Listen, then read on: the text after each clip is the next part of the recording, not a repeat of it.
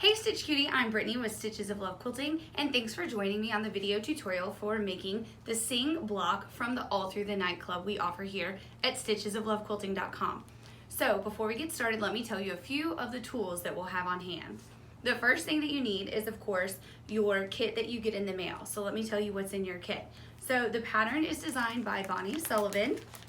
So when you take out your bag, you'll find that inside your pattern, you have a pre-printed panel. Now these are All Through the Night Frameables. They look adorable framed when they're all completed, and they're a really quick stitch. So it's a fun project that you can get done in just a few hours and you'll enjoy the stitching. It's fun. So this is what you'll get, the pre-printed panel. So before we get started, you'll of course want to iron that so that there's no wrinkles. And then in your bag, you'll also see that you have a bag with all of your laser cut pieces. Now what's really fun about this is it looks like it's wool, but it's actually Woolie flannels. Now these Woolie flannels are designed by Bonnie Sullivan herself as well. So they always look nice and cute with her designs. And when you take it out, you can go in and prepare your pieces by just removing the heat and bond light that they're fused with. And you'll get that ready, and you can see it peels right off. So you'll get your applique pieces ready to begin. The other tools that I like to have, let me set this aside so I can show you. I like to have my favorite scissors, my Karen K. Buckley scissors to have on hand. I like to use a Steady Betty. It's really great for pressing on. What's really neat about working with this pre-printed panel is you don't need a light box because you're not using a placement guide. The placement guide is printed on, if you will, already on the panel. And then the last tool that you'll need for the applique placement part of it is your cute little iron. You can use your regular iron in your sewing room, but when I'm working with small pieces, I like to use my Steam Fast travel iron. It's really great for use. And then you'll want to gather your favorite thread. So when I stitch this, I like to use a combination of threads. So when I'm doing some of the handwork, if I want to on it, I'll use my sulky 12 weight threads and a tulip needle to do some of the handwork. If you want to use your sewing machine, you can do that too, and no one will be the wiser. We like to use a 30 weight sulky in the needle of our machine, and then we put a 50 weight sulky in the bobbin of our machine with a classic buttonhole stitch, zigzag, straight stitch, whatever stitch you prefer. So in just a moment, we'll be back to start ironing on our pieces. Now it's time to iron our pieces onto our background fabric. So I'm going to start with the black frame. Now you can use the front of the pattern as your guide, and Bonnie Sullivan's also put a layout guide inside. I think working from the cover works just fine. So that's what I'm going to do. So the first piece I have is the frame around the word sing, and what you'll do is just position it right in place where it's even around your words, and you're making sure you're covering up your square. So that looks pretty good to me. So you'll just take your iron and place it down. Easy peasy. Don't you love it? You don't have to trace and cut. Everything's already cut out for you when you're a member of the All Through the Night Frameables Club here at stitchesoflovequilting.com. And it does have inside the pattern, the piece is reversed, so if you wanted to make another one, you certainly could. You wouldn't have the background fabric, of course, but you could in theory use these to trace and cut and put on a different kind of fabric. You would have to kind of make your own version of the pieces that aren't included, that are pre-printed. So really it's easy just to buy the pattern again. And now we're going to line up our bird. You'll notice when you put your bird in place, her little body comes to a point, and you'll line that directly up with the leg of your bird. And then of course you want to make sure that the beak that's pre-printed is positioned nicely under the face of your bird, and we'll iron that down. It only takes a few seconds to heat this on and get my little piece of fuzz away. And now you can see the wing pretty much just goes sideways like this, and it almost touches the top of the body out like the tail. So you'll just make sure you like the way it looks. And if you wanted to kind of angle it, you certainly could. I'm gonna follow pretty much what the pattern does though. So there we go. I like the way that looks. And we'll iron it down. Now we'll put the nest in place. And you can see it covers all of the eggs, and the green that's pre-printed goes underneath here. So we'll put that in place. And then now all we have to do is put all of our leaves in place. And so what I'm gonna do is start at sort of the ends of the green, and then I'll fill in the middle, right? Because you can kind of eyeball this how you want it. So I didn't already pull my fusible off before I started filming. I should have on the leaves, but we'll do that as we go. Now the leaves are all exactly the same, so you don't have any decisions to make in terms of, you know, what leaf has to go where. So again, I'm just gonna start by giving myself some guidelines at the ends of the green line. So you can see there's one that comes out right here. And because this is symmetrical with the leaves for the most part, yeah, pretty much, I'm going to go from right to left, right to left. So then we'll do another leaf down here. And then I can see that on each side, so right, we just put this leaf in place. I can see that there's two between the nest and that point. So I'm gonna go on and do those. So basically I give myself like a guide, if you will, and then fill in from there. So I'll get two in place, and then I'll iron those down. There we go. And you can give it as much or as little personality as you want. You can change the position of your leaves.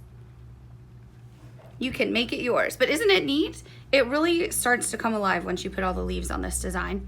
And once you have it stitched and in a frame, honestly, people are gonna think that it really is wool, but it's woolly flannels, which is really fun to work with.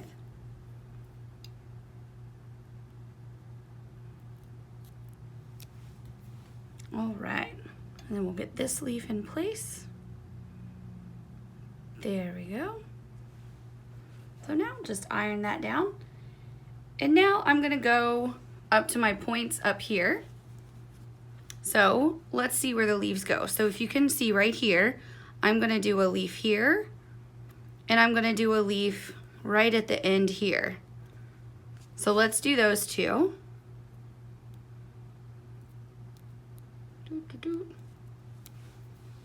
So we'll put one leaf right in place and another.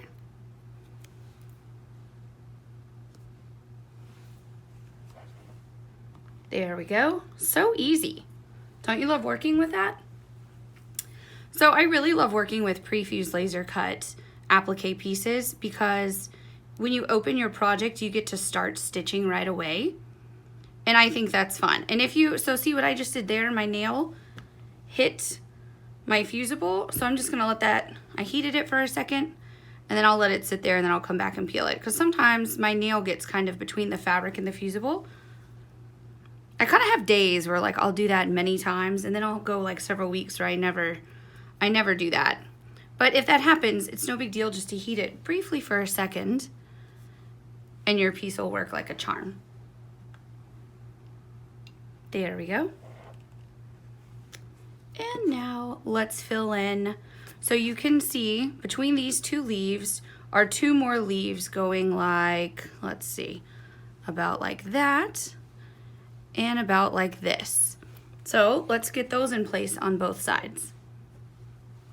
It's so fun. So I know I've talked about this bird in other video tutorials this month, but we have like, what are they called? Like black old-fashioned looking lights around our deck. And the wind blew kind of the lid, I guess that's the top of a lamp, a lid, off. And before we noticed, the next day, a bird had made a home in our lamp. So we have one lid off the lamp halfway, and a bird has made a little nest there. And so we've been waiting for the birds to hatch. Like she's got her little eggs in there. And we've been waiting and waiting and waiting. I'm starting to get nervous. We have a lot of trees and squirrels in our yard. So I'm nervous maybe something happened to the eggs. And I don't want to get too close and disturb the little mommy bird. But I'm really hoping, I feel like they should have hatched by now. I'm hoping we have some cute little birds, little baby birds. I need to go get some good bird seed for the yard because we have active birds. It's actually really nice. Every morning I wake up to the birdies singing, which I just love. Okay, so now let's think about where we're gonna go next. So the next little like intersection we have is right here, and I can see that there's a leaf that comes off and goes onto our black frame on both sides. So let's do that. That's really cute that it overlaps. Adds some dimension for you.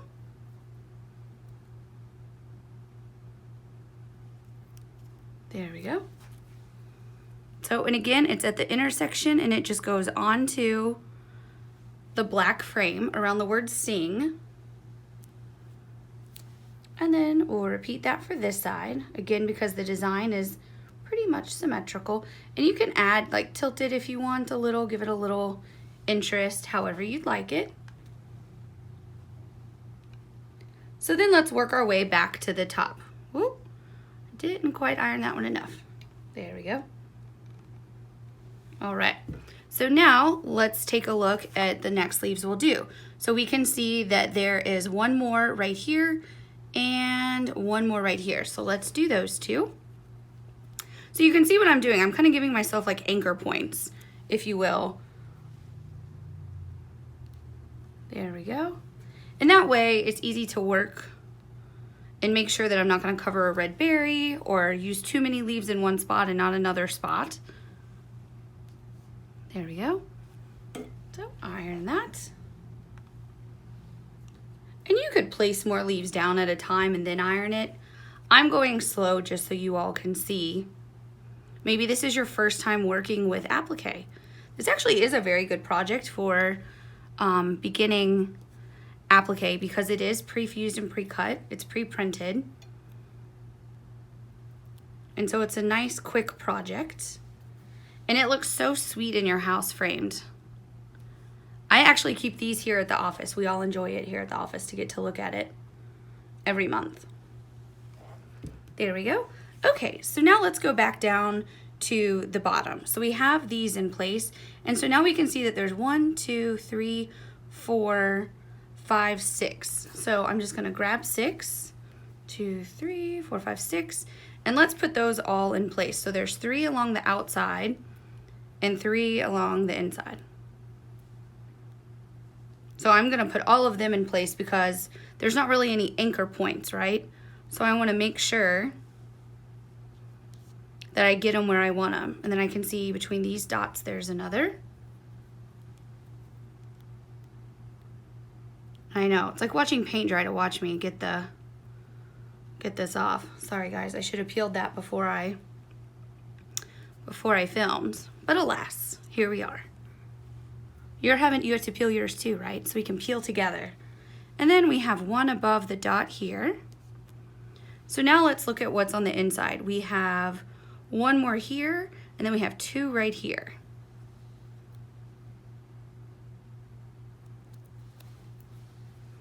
So, 1 right there, and then our other 2. So you can see one gets really close to the tail of the bird, but doesn't touch it. So I kind of look for hints, right? So that I know I'm getting it pretty much where it should go. But again, you can make it yours. You can even put less of the greenery if you wanted to. And then another right here that almost touches, but not quite. So now I'm just going to iron these in place. And then we're almost done. We'll do the left side and then it'll be time to stitch. There we go. And so I have a Steady Betty under me because it's such a nice ironing surface. The premise behind a Steady Betty, especially when you're doing piecing, is that because it's the, like, it's not styrofoam, what is this material? Whatever this material is, it kind of keeps your fabric from moving too much, especially when you're working with bias seams when you're piecing. It can really affect the squareness and the usability of your piecing, so it's just really great. And once you get used to using it there, you get addicted to using it with your applique as well. So now we're just gonna mimic what we did on this side over here. So we can see that we are going to do a leaf right here. And then we'll do one right here. Isn't it so cute, you guys? It's coming to life. And then we have a leaf right here. So you can see it gets close to the beak, but it doesn't touch it. And then between these two red dots, we have one. And then right above this dot, we have our last one on the inside. Right there. And again, that gets real close to your black frame, but not quite on it. And then over here, we have one right here and one last one right there. So cute. And once you stitch it, oh my gosh, it looks so dimensional. Now, for this one, there's not red berries cut out. They're pre-printed for you. To make them look a little more dimensional, what we did on ours, and I wish I had our sample back here. I'm sorry I don't have that back here while I'm filming. We actually did a small buttonhole stitch around each red circle, and that really gives it the dimension. And the same thing follows with the eggs and the beak. And then we actually did hand embroidery over the stems right here. And then of course over the word sing. And so when we're doing the hand embroidery, I don't have the right colors. I'm just grabbing from my little jar of colors. How much fun is that? So these are sulky 12 weights, and these would be the threads that we would use to do our stitching by hand. So we would stitch by hand, maybe a chain stitch right here. It looks like similar to what she used on hers. So a nice chain stitch down your stems, and then a basic back stitch over the word sing. If you want it to really be dimensional, you can use 2 strands of your sulky 12 weight. Now, 1 strand of this is equivalent to 2 strands of floss already. So when you unwind just one, that's equivalent to 2 strands of floss. So it really is convenient to work with. However, if you want a lot of extra texture, you can use 2 strands of this, and that'll give it a really nice bold look with your word sing. And then again, we would do a small buttonhole stitch on our machine around the red berries and around the eggs and around the beak. And then if you want, she didn't do any kind of eyeball. I would maybe add a French knot if you want to. It just is up to you if you wanted to do that. I lately have really enjoyed doing French knots, which I know sounds crazy. So I would probably do that. And then of course the dot on your eye and the word sing is a French dot. So I hope that this quick tutorial gave you tips and guided you in placing all of your pre-fused laser cut flannel appliques in place. Again, this is from our All Through the Night Frameables Club. It's a pattern designed by Bonnie Sullivan, and then with her permission, we've been able to use her woolly flannels, pre-fuse them with Heat and Bond Light, and laser cut them to the exact shape so that when you get the kit in the mail, you're ready to open it, iron it, and you can start sewing right away. As always, if you have any questions, please reach out to us at orders@stitchesoflovequilting.com, and happy stitching!